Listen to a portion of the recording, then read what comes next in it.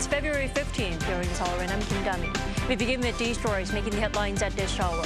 Starting with South Korea and Cuba's forging of diplomatic ties. South Korea and Cuba established official diplomatic relations on Wednesday. Widely known as the brother country of North Korea, it is now the 193rd country which Seoul has inked diplomatic ties with. North Korea's state media reported Kim Jong-un overlooked the test firing of a new surface-to-sea missile on Wednesday, ordering a tidal defense posture near the western maritime border. Wednesday's launch marked the regime's fifth cruise missile launch this year alone. A celebration for the Super Bowl winning Chiefs in Kansas City, Missouri turned to tragedy on Wednesday after a shooting left one person dead and over a dozen injured.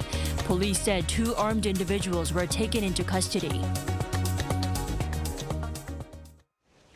South Korea has officially established diplomatic relations with Cuba, a close ally of North Korea for the first time. Now, this is not the best news for the North, as the newly forged relations will further ostracize the regime on the world stage. Bae-eun-ji has our top story. Cuba has become the 193rd country in the world to form diplomatic relations with South Korea. Seoul's foreign ministry said in a statement that the United Nations representatives for the two countries exchanged official letters in New York on Wednesday local time. It also said this marks an important turning point for South Korea in its effort to strengthen diplomacy in the Latin American region and expand diplomatic horizons. This leaves Syria as the only country among UN member states that does not have diplomatic ties with South Korea. The communist-run island was the only country in Latin America that did not have diplomatic relations with South Korea. This was mainly because it has been and continues to be a close ally of North Korea. North Korea established diplomatic ties with Cuba in 1960, and Cuba still has an embassy in Pyongyang. With South Korea and Cuba agreeing to open diplomatic relations, North Korea is expected to become more isolated on the global stage. South Korea also hopes to expand economic cooperation with Cuba. Seoul's foreign ministry said the new diplomatic ties are expected to help support Korean companies to do business in Cuba. As of 2022, the trade volume between the two countries amounted to approximately $40 million in exports and $7 million in imports. Also, Seoul aims to provide consular assistance to Koreans visiting Cuba. Around 14,000 Koreans visited Cuba annually before the pandemic, and there are about 1,000 people descended from Koreans who moved to Mexico in 1921 during Japan's colonial rule, currently living in Cuba. Bae-eun-ji, Arirang News. North Korea claims that the cruise missile fire detected by the South Korean military on Wednesday was a test launch of a new surface-to-sea missile. The leader, Kim Jong-un, was reportedly at the site. Choi Min-jung reports. North Korea test-fired a new surface-to-sea missile on Wednesday morning under the supervision of its leader, Kim Jong-un. The regime's state-run Korean Central News Agency reported Thursday that Pyongyang test-launched the Navy's new missile named Badasuri-6. The missile reportedly flew for 1,400 seconds, a little over 23 minutes, over waters in the East Sea to hit a target. According to the KCNA, Kim was very satisfied with the results. He also ordered a stronger military defense posture along the western maritime border, which he said was frequently invaded by South Korean warships. Kim warned that if South Korea violates the maritime border that the regime has recognized, Pyongyang will regard it as an infringement of its sovereignty and an act of military provocation, leading to the use of force. The warning comes as Kim recently signaled that his regime no longer recognizes the northern limit line, the de facto inter-Korean maritime border. South Korea's Joint Chiefs of Staff detected the latest launch at around 9 a.m. Wednesday. This is the regime's fifth cruise missile launch this year. In January, the regime fired its new strategic cruise missile, the Bulhwasal 3-31. Choi Min-jung, Arirang News. And on top of conventional threats, the North's cybercrimes are becoming more of a concern. South Korea's intel agency has spotted North Koreans who have been making illegal gambling sites and selling them to South Koreans. Our North Korean Affairs correspondent Kim Jung-sil reports. Some details of the North's mysterious Office 39 were brought out into the open on Wednesday. Kyungwoong Information Technology Company Limited is the name of a company that makes illegal gambling sites and sells them to South Korean cybercriminals. South Korea's National Intelligence Service said Wednesday that the company operates in Dandong City, China, and is under the supervision of Office 39, one of the mysterious organizations under the Workers' Party of Korea. Office 39 is known to raise and manage the money in leader Kim Jong-un's personal slush fund. In addition, the NIS released information on key members of the office. Kim Kwang-myung, 45, the leader of the operation, is a member of North Korea's Reconnaissance General Bureau in charge of actions against South Korea. He leads 15 members. Chung Ryu-sung, 39, is in charge of developing cyber gambling sites and ad ranking manipulation programs. And 28-year-old Chun Kwon-wook develops illegal gambling sites. The NIS stated that these individuals would make and sell various software such as that for gambling sites for adults and teens and were each sending $500 per person monthly to Pyongyang. They had stolen Chinese IDs and, pretending to be Chinese developers, looked for jobs online. This is because UN Security Council resolutions ban North Koreans from getting jobs overseas as the money they earn can be used to further develop the regime's nuclear capabilities. South Korean cybercriminals were working with the North Koreans because the price was cheaper and they could communicate with each other in Korean. The NIS said this was concrete proof that North Korea is deeply involved in South Korea's rising criminal cyber gambling. The country's National Gambling Control Commission announced last year that revenue from illegal gambling in the country had increased by 20 trillion Korean won, or about $15 billion in just 3 years. Kim Jong-sil, Arirang News.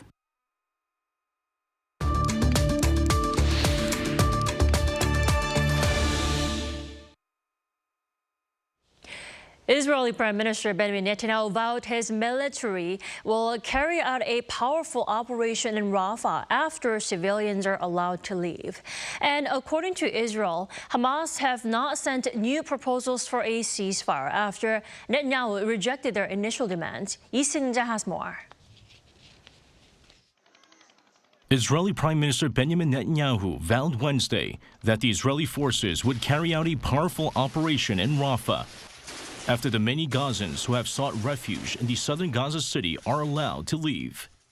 In his official Telegram account, the Israeli leader said that his country will continue to fight until complete victory, adding that it will happen after the civilian population leaves the battle zones in Rafah.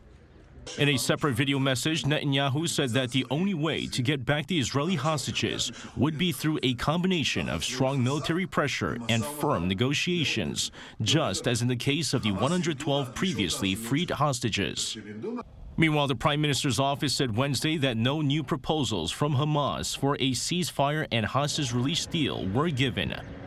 The office added that the Prime Minister insists that Israel will not yield to Hamas's outrageous demands and that a change in Hamas's positions will allow progress in negotiations. Reports say the Palestinian militant group is demanding an end to the war in exchange for the release of hostages, while Israel agrees only to a time-limited ceasefire.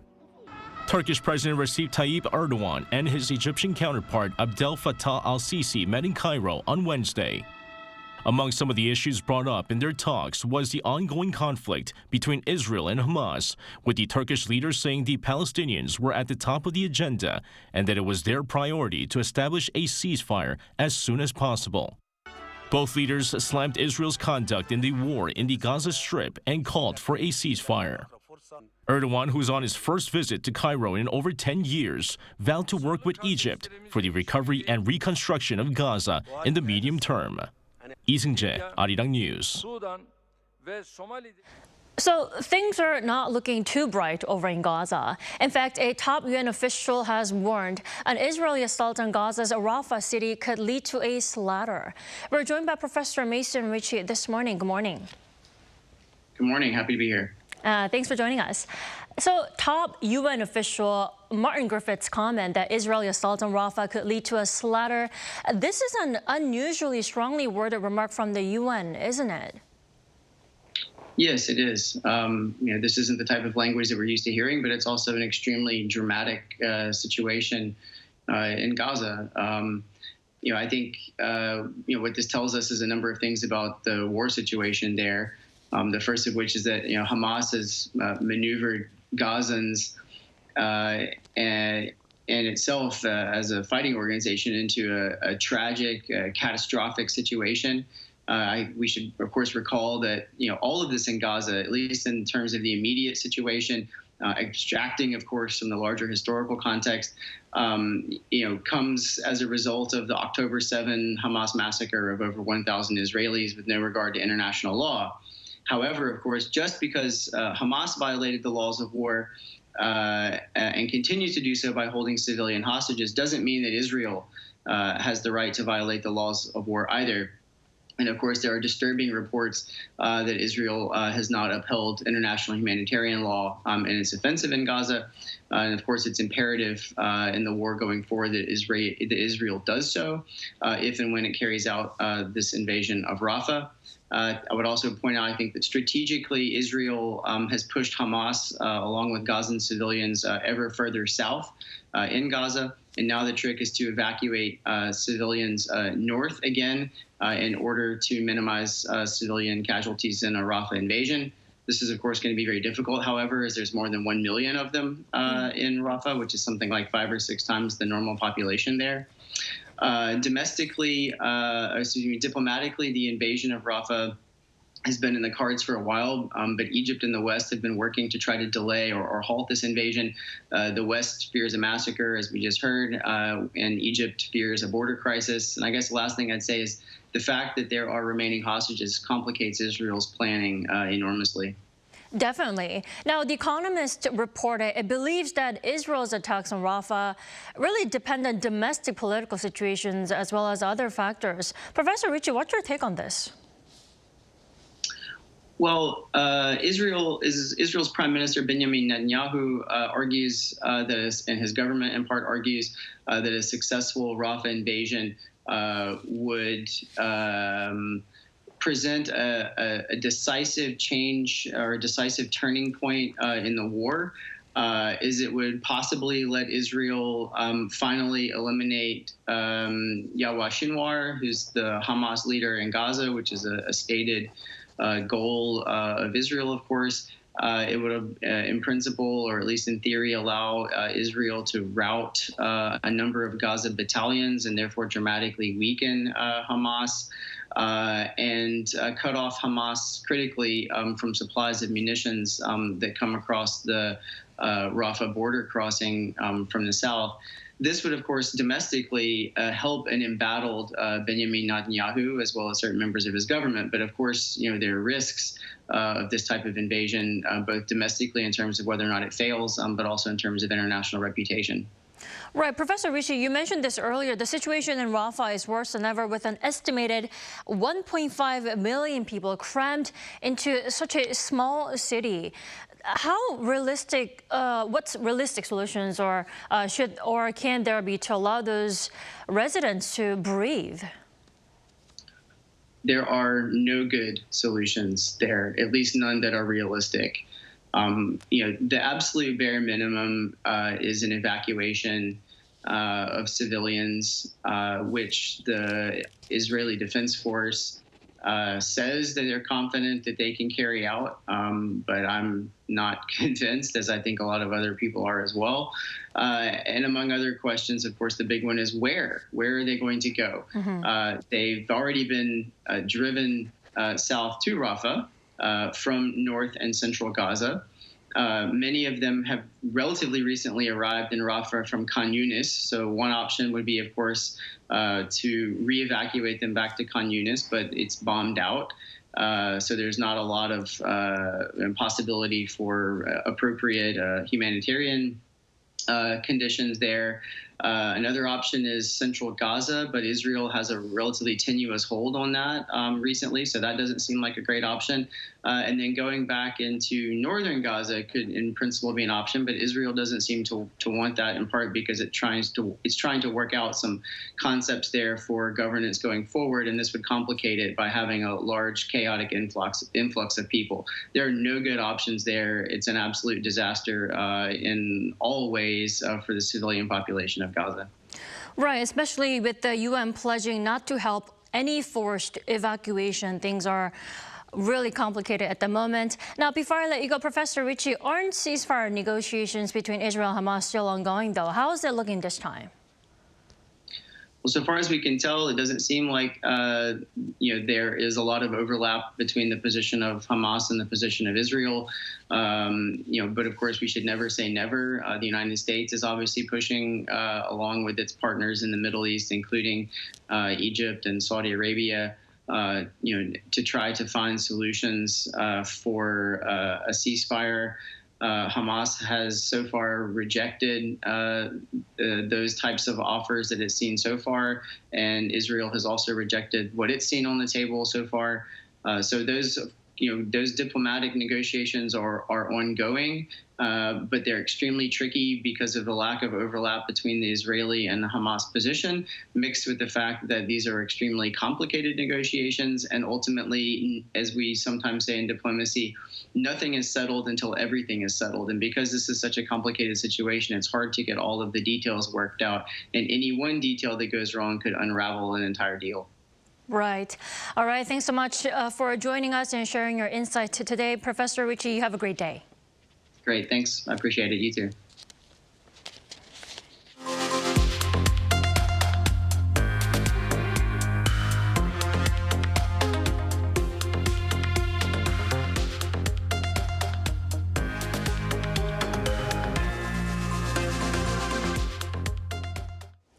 A South Korean state-run think tank projects the country's economy to expand 2.2% this year on the back of a strong recovery in chip exports. However, weak consumer spending due to high interest rate is still a lingering factor. Our economic correspondent Lee Soo-jin has more. The Korea Development Institute has maintained its economic outlook estimate for this year at 2.2%. In its revised forecast published Wednesday, the South Korean state-run economic think tank kept its outlook unchanged from its November 2023 estimate. The KDI, which typically releases economic outlook comprehensive reports in May and November, also released 2 additional revised forecasts in February and August last year to reflect the rapidly changing economic conditions. November's economic growth estimate for 2024 at 2.2% was slightly lower than the 2.3% forecast in May and August. The think tank has kept its estimate unchanged in this year's report as exports are expected to continue to see a recovery. Total exports were estimated to grow 4.7%, up from KDI's original forecast as the chip sector shows signs of improvement. Concerns about external factors are slightly mitigated as the International Monetary Fund last month raised economic outlooks for major economies from its previous estimate released in October last year. China's economic growth was adjusted upward on the back of government stimulus measures despite the ongoing real estate crisis in the country. And growth in the U.S. economy is expected to boost South Korea's exports. The IMF also upgraded its outlook for the world economy to 3.1%, pointing to a more resilient growth in the global economy this year. Domestic demand, however, continues to remain sluggish amid a recovery in exports and improvements in the global economy. For consumer inflation, the KDI revised downward its forecast slightly to 2.5% from 2.6%. And private spending, which was also adjusted downwards by 0.1%, is not expected to show drastic improvement anytime soon. The current sluggishness in private consumption is attributed to the persisting high interest rates, hindering immediate improvement. It's unlikely to expect a boost in private consumption this year as high interest rates are likely to continue. And risk factors from geopolitical tensions in the Middle East that could lead to rising oil prices and trade disruptions might also weaken South Korea's economic growth. Lee Soo-jin, Arirang News. South Korean swimmer Hwang Sun-woo qualified for the men's 100-meter freestyle final at the World Championships in Qatar, becoming the first swimmer ever from South Korea to do so. On Wednesday, Hwang finished third in the semifinals, coming in at 47.93 seconds, qualifying as one of the best 8 finishers from the semifinals. Hwang, who won the 200-meter men's freestyle gold earlier this week, will be chasing another medal on Thursday evening local time.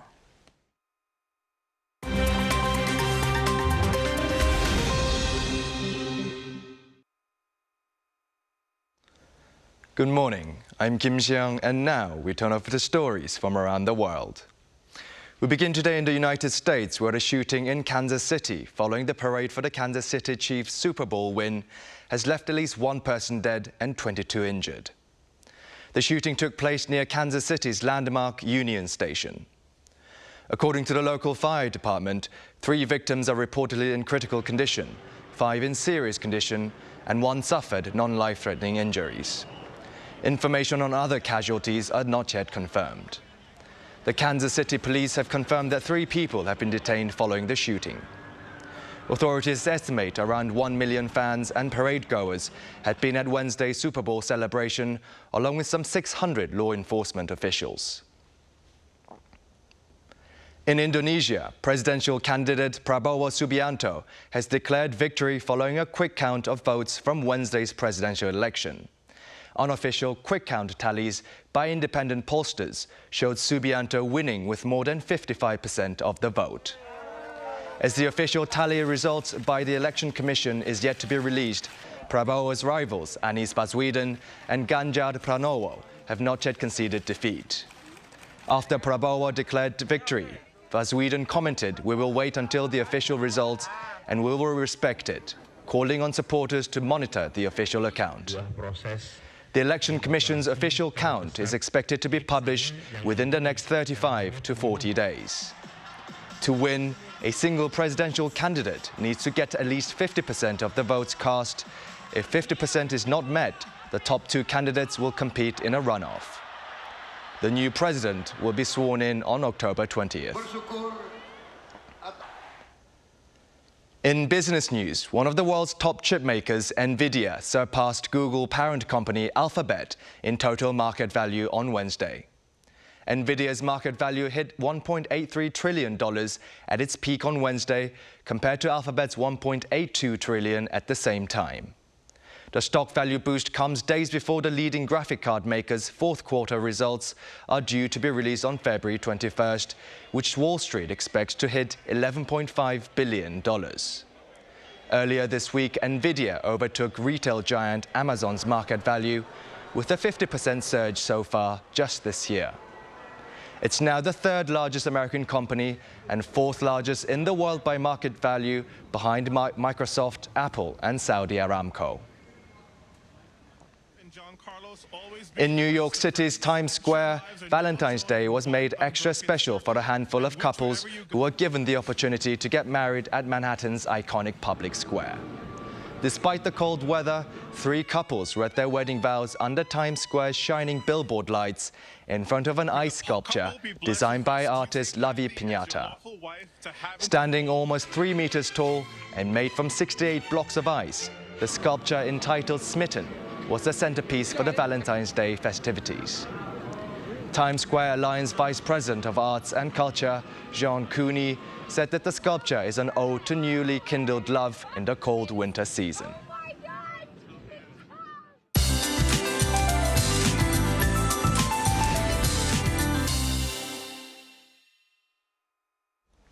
Good morning. Hope you have your umbrella with you. A winter mix is in store nationwide. And right now, central regions and Jeollado provinces are seeing light rain, which will gradually spread to most parts of Korea.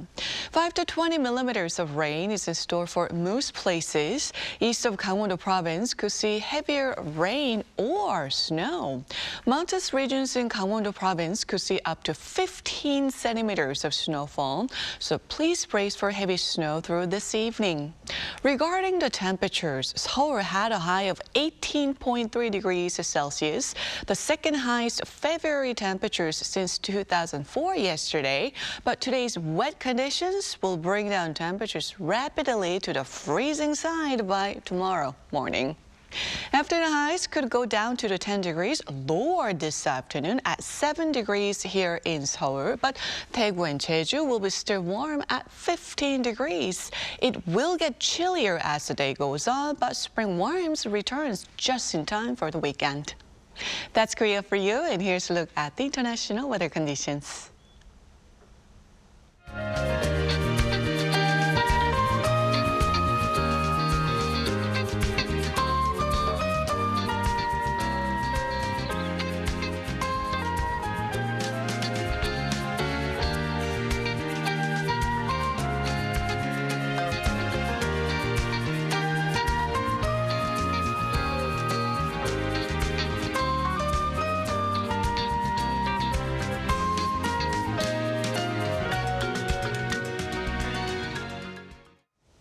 We thank you for watching New Day at Arirang. We'll be back tomorrow for Friday's edition at the same time, 9 a.m. Korea time.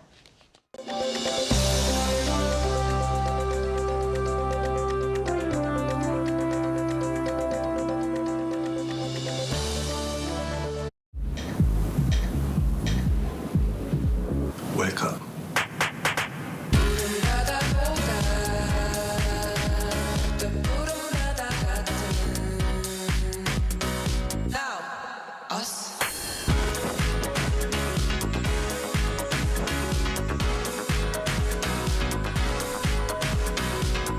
엄청난 에너지를 춤으로 뿜어내는 나라. 감당할 수 있겠니? 하나, 둘, 셋. Hey, Mr. Cupid, make sure you listen to what I say. I may be stupid or quite naive.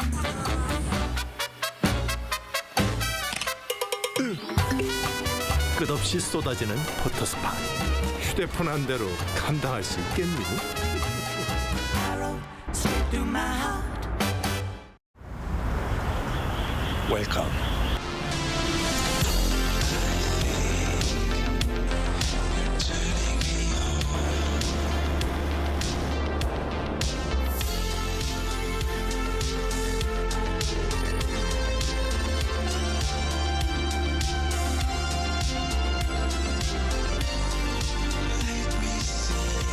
(24시간) 불이 꺼지지 않는 나라.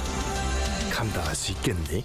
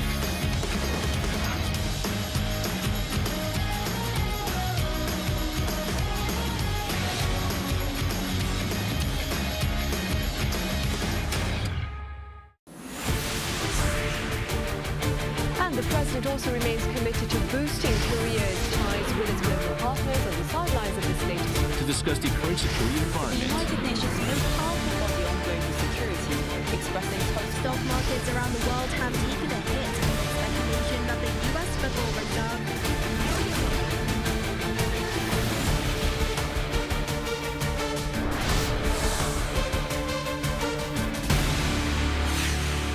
Arirang.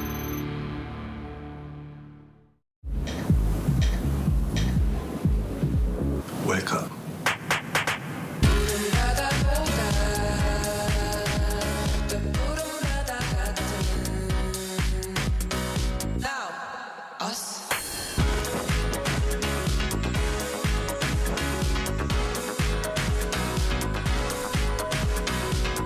엄청난 에너지를 춤으로 뿜어내는 나라. 감당할 수 있겠니? 하나, 둘, 셋. Hey, Mr. Cupid, look my way. Make sure you listen to what I say. I may be stupid or quite naive.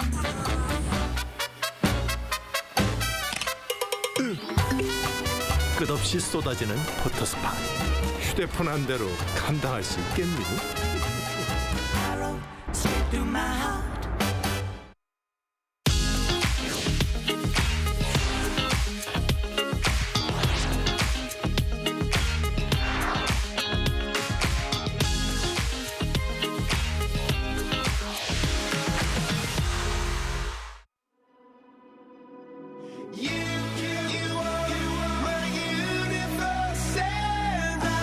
We're here to make a new type of news.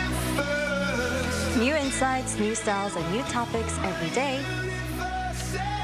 We are News Generation. Making news just for you. It's February 15th here in Seoul. I'm Shin Yoon, and you're watching News Generation. Joining me in the studio is Choi Ji-hee. Good morning. Good morning, and Walter Lee. Lovely to be here. Now, both are here to speak on behalf of people in their 20s and 30s. As usual, let's start with our news feed, which covers different hashtags and news items that have been trending on social media over the past 24 hours. Apple has seen its market share exceed 25% for the first time in South Korea. The U.S. tech giant reached this feat in 2023, slightly narrowing its gap with longtime rival Samsung Electronics. Counterpoint Research reported on Tuesday that Apple's market share has risen 3 percentage points on year. The company had been gaining traction in Korea as it saw its market share grow 1 percentage point each year from 2020 to 2022. Moving on to our second story. Over in the U.S., President Joe Biden's campaign has joined TikTok. This comes despite the Chinese app being banned on most U.S. government devices over security concerns. Back in 2022, Biden signed legislation that blocked most federal government devices from using TikTok over concerns that Beijing might be able to access user data. Nonetheless, because the social media app has over 150 million users in the States, especially younger users, the White House has decided to launch an account for Biden so that he has a higher chance of winning the November election. And ending off with local news, the Ministry of Health and Welfare has decided to allow D10 visa holders in Korea to work as caregivers, mainly because Korea is suffering with a dramatic shortage in caregivers amid a rapidly aging society. D10 visas are considered job-seeking visas. They're usually designed for those who freshly graduated from Korean universities or have worked in the country for at least a year. And the latest decision will allow these D10 visa holders to register for a caregiver certificate and then acquire an E7 working visa. Now, currently, there are around 16,000 D10 visa holders in Korea, and officials hope that their latest decision could alleviate the country's caregiver shortage problem and better brace the country for the rapidly aging society. That's why they're also trying to roll out a policy that gives incentives to foreign caregivers who've worked in the sector for more than 2 or 3 years. And these incentives include making it easier for foreigners to obtain a permanent residence or residency visa. Now, here in the studio, what do you guys think about this decision? And do you think it is actually the best way to grapple with South Korea's rapidly aging population and the shortage in caregivers? I can see how people could think it's a good idea, but I don't think it's a good idea personally. I do understand that, you know, there will be qualifications and security checks needed to become a caregiver. However, especially when it comes to the elderly who get sick quite often, it could be a problem in regards to maybe language barriers or also cultural barriers.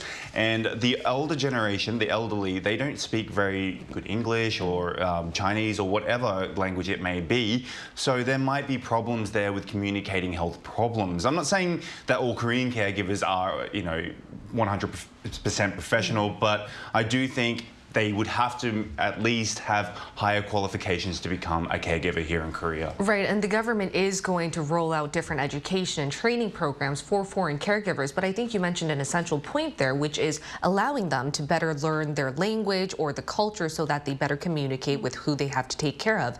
Now, Chi, what do you think about this measure? Well, I have a different opinion from Walter, because we've talked about, we've had an episode on young caregivers before who have to give up on their lives to take care of an elderly family member or an ill family member.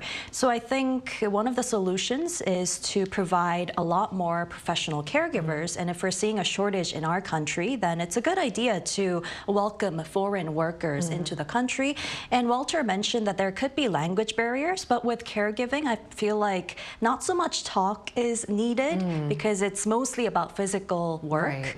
And you can really know the minimum expressions to communicate with the person you're taking care of. And I think it's also a step for South Korea to better prepare into becoming a melting pot. We're seeing more foreign residents living here in the country, so hopefully this measure can allow more job opportunities and allow more foreigners to actually think of Korea as their next destination. But in the meantime, let's switch gears to our main discussion topic of the day now. Coddling your child, being a helicopter parent. Now, is this love or a form of obsession? My AI voice secretary will start today's discussion by first explaining what the quintessential helicopter parent is. Helicopter parents are those who hover over their child's every single move, just like a helicopter. They are parents who are convinced that constantly pushing and supervising their child is the best form of love, or the best form of parenthood. This concept isn't new. But recently, we've seen helicopter parents over-coddling their children even as they become adults, especially among Gen Z job applicants or college students who are bringing their parents to job interviews or asking them to call their university to explain that they're sick. We're soon heading into spring, which means it's time for companies to welcome new employees. Universities will usher in freshmen, and it's certainly a hopeful time of the year when many young adults try to achieve their sky-high dreams. But a growing number of them seem to be requiring the help of their parents. And society refers to these over-coddling parents who try to attach themselves to their adult children as helicopter parents. So here at the studio, have you seen helicopters before in your life? And do you agree that a growing number of Gen Z and millennial adults are actually grown under helicopter parents these days? Yeah, I've definitely seen helicopters before. But helicopter parents, yes, I've seen them many, many times because I was in the hagwon or the academy industry for quite some time. But this is not just a problem here in South Korea, it's all over the world. And I think there are many factors that contribute to becoming a helicopter parent. One common one is that, you know, parents these days, they don't see the world like they as safe as they used to. Many parents, I imagine, especially with daughters, find the world a little too excessive, a little too dangerous in regards to crime and what happens when people aren't careful. So some parents could be like a victim to what we call social panic theory when they see something on TV, on the news, and they might blow it up to bigger than what it actually is in proportion.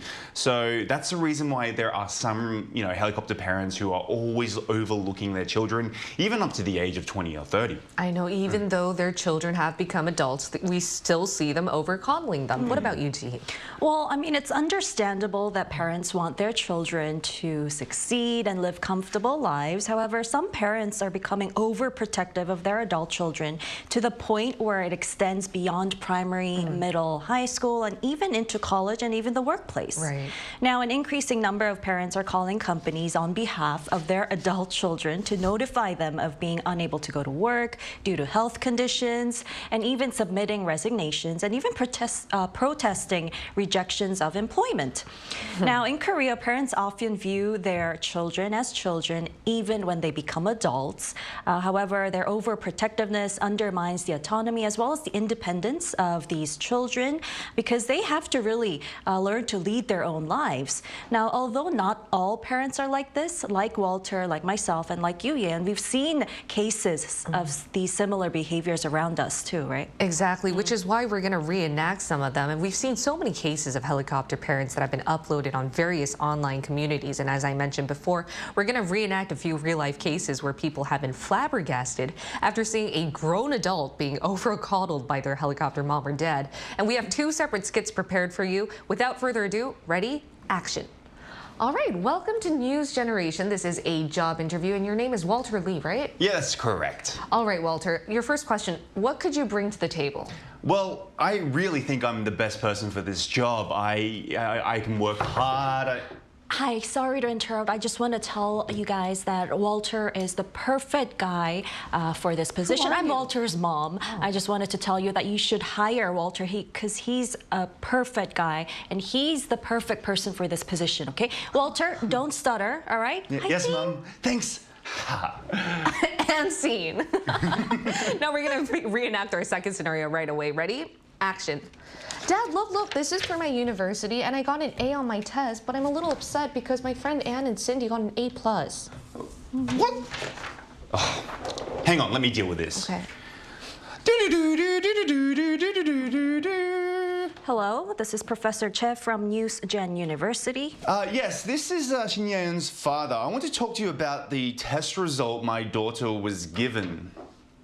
Sorry, what seems to be the problem? Well, I'm looking at a test right in front of me, and to me, it just seems flawless. So I'm just wondering why Anne and Cindy, her friends, they got an A+.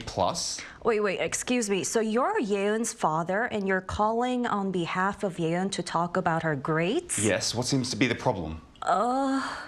And scene. Now, what's surprising is that these are all real-life cases of helicopter parents calling up universities, barging in job interviews, and it all happens with them over-coddling their children because they're afraid that they might not be doing the best job alone. But we're seeing this happening even as we speak. And have you ever had first-hand experience seeing a helicopter parent? Yes, I have. There is one case that always sticks in my mind when it comes to helicopter parents. Is I used to teach a beauty pageant contestant, and her mother basically controlled her own whole life from start to finish of the day. So when she wakes up, what she ate, when she goes to the bathroom, when she showers, when she goes for dinner, what time she goes to bed. Now, this was absolutely damaging to this beauty pageant contestant. I asked her what she likes to do in her free time, and the thing she said is, like, I like to cry in the shower, which is extremely sad. So in my opinion, it's just abusive behavior. What about you, G? Have you ever seen helicopter parents? I did. So when I was 25, I was studying to enter interpretation graduate school in a cram school, and I overheard a mother calling to request that our daughter not be given 2 difficult passages to interpret in front of the class. Now, the mother was worried that her daughter might get discouraged and lose confidence if she was given overly challenging material, which is ridiculous, really. And the Parents Association of this one university had several queries that were posted on their website, and they were quite surprising as well because some of them had parents asking about ways to check their child's grades and even asking about changing the size of their adult child's uniform and talking about how to do the laundry. So they were requesting the university to teach their children how to use the washing machine in their dorms. I mean, we do have internet portal sites out there for you to find out yourself. But quick question, Walter, you know you're a parent to a child yourself. Do you understand why parents would do that? Like, would you find your child, though she's only 1 right now, when she turns like 25, would she still be like a baby in your eyes? Yeah, listen, my mom even calls me her baby, right? So there's a fine line to what is appropriate and what is inappropriate, and sometimes parents just can't see that. And I kind of understand from a parent's point of view, but you know, at the end of the day, it does put a lot of mental stress strain on the child, or even if the child agrees with their parents, it could really struggle with development later on. Right. So of course we want what's best for our children, but we should also let them make mistakes, get hurt, and recover and learn from them. Exactly. And I would like to ask you a same question, though you're not a parent yet. Where do you stand on the discussion topic of helicopter parenting? Do you think this is the right way to go? Well, I don't think it's so healthy. As Walter rightly pointed out, it's important for people to learn and grow on their own through trial and error. But if parents constantly do everything for their children, they'll never learn to be independent fully. And when parents watch over everything their children do, it can make them feel incapable of doing anything right on their own. And this can lead to self-esteem issues as well when they grow up. And this constant hovering can also hinder a child's ability to develop vital skills such as problem solving and decision making. And these are skills necessary for them to thrive on their own in the future after they leave their homes. Right. And we asked our viewers why they think some parents decide to become helicopter parents, whether they do it intentionally or unintentionally. If you take a look at the screen, you can find out what 3 of them had to share with us. Let's start with Leon. Leon said parents who felt neglected or unloved in their own childhood might overcompensate by being overly involved in their children's lives. Also, some parents see their children's accomplishments academically and in life as reflections of their own worth and may pressure them to achieve at high levels. User said getting involved in every aspect of their child's life is somewhat wrong, but I think it comes from a kind of unwavering love and support for their own child. Wondering said living vicariously through their children's achievements, becoming their own, believing the children's achievements and failures reflect on their parenting, which might affect their self-worth, as well as feeling subjected to others' judgments. Now, we're also going to include a psychological expert, and she's going to tell us a bit more about the psychology behind helicopter parents. So stay tuned for our live interview.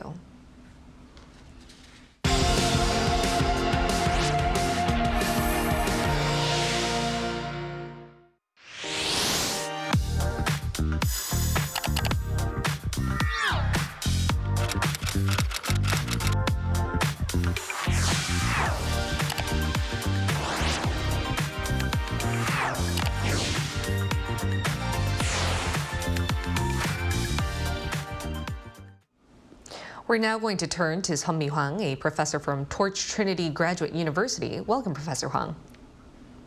Good morning. All right, Sun-mi, as I just ended off our first part of the discussion, I would like to know the psychology behind helicopter parents. What causes them to be over-coddling their children?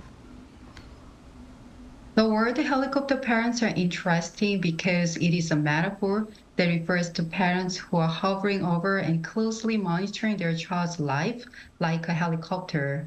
I think there are both controlling and trust issues behind this type of parenting style.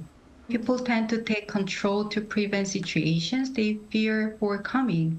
For example, when parents overly fear for their child experiencing failure or harm, and also when parents fear that the cause of their child's failure will be themselves, then they are more likely to desire to maintain a high sense of control.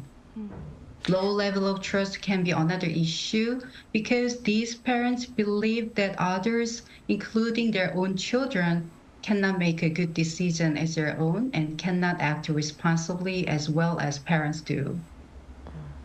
Right. Well, this type of parenting doesn't seem to be confined just to South Korea. So how common are helicopter parents around the world? Well, this phenomenon has emerged worldwide since the 1990s. This concept, helicopter parenting itself, was made by American scholars Klein and Fay in 1990. So obviously, it is not limited only to South Korea. When these authors first introduced this term to the world, they used it to refer to parents who can't leave their children even after their children become young adults. The children at this time are mainly college students, and we hear many worldwide news about some parenting interfering with student classes like you played in the skit before, and even workplace interviews. So definitely, yes, it seems like it's a global trend, and also I think overprotective parents are more common in achievement-oriented and family-oriented societies, such as the States, China, Japan, and also Korea.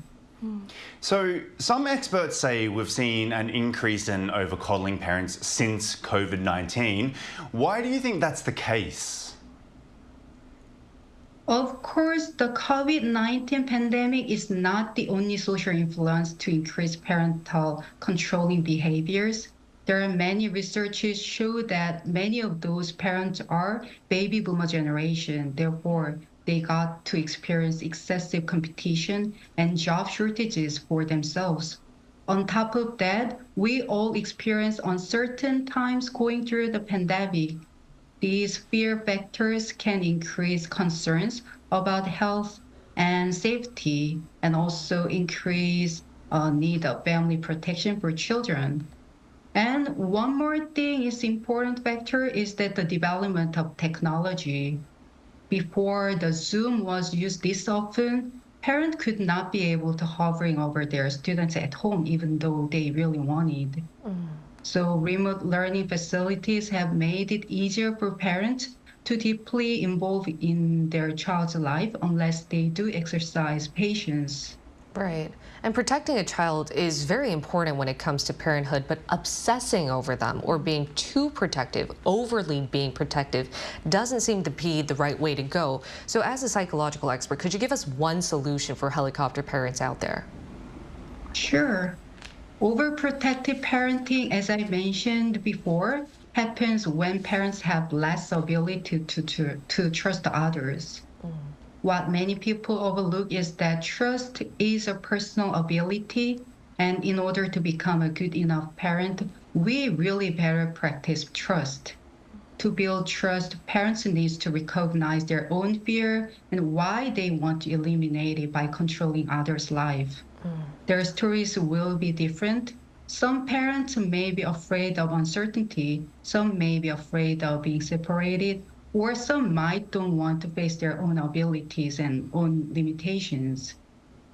Personal circumstances may vary, but we really have to practice letting go of our concerns as an adult and trusting that there is something to be learned from every experience.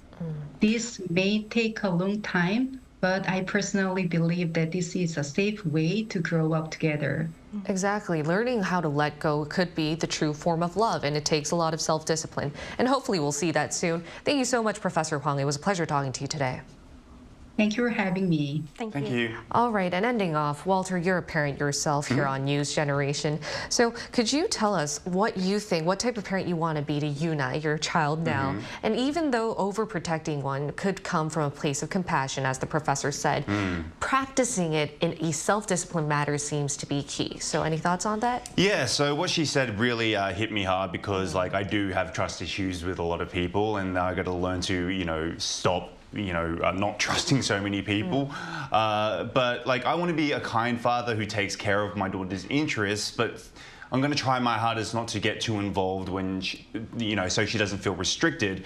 Of course, that's easier said than done. We want our children to grow up really well, happy, live a healthy life, and pray that they are kind and strong. Right. But I will try my best to achieve this goal, but it's already proven to be very difficult. I mean, I don't have a child myself, but I can already say that I empathize, and it's so understanding why parents are so worried about their children.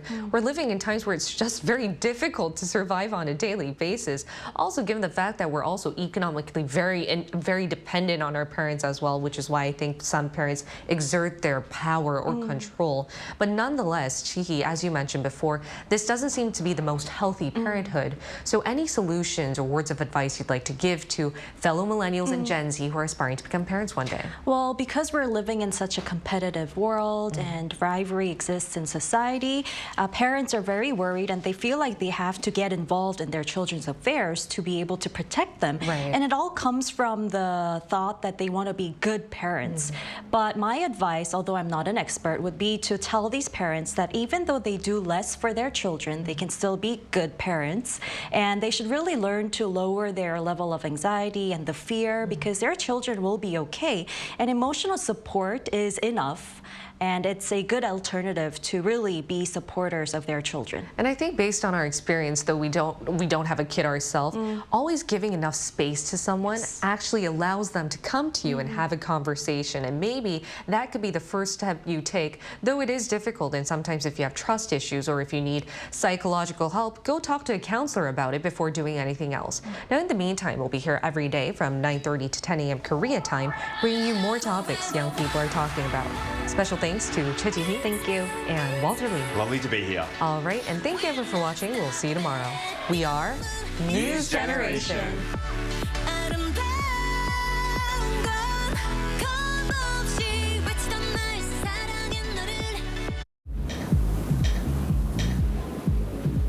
Wake up.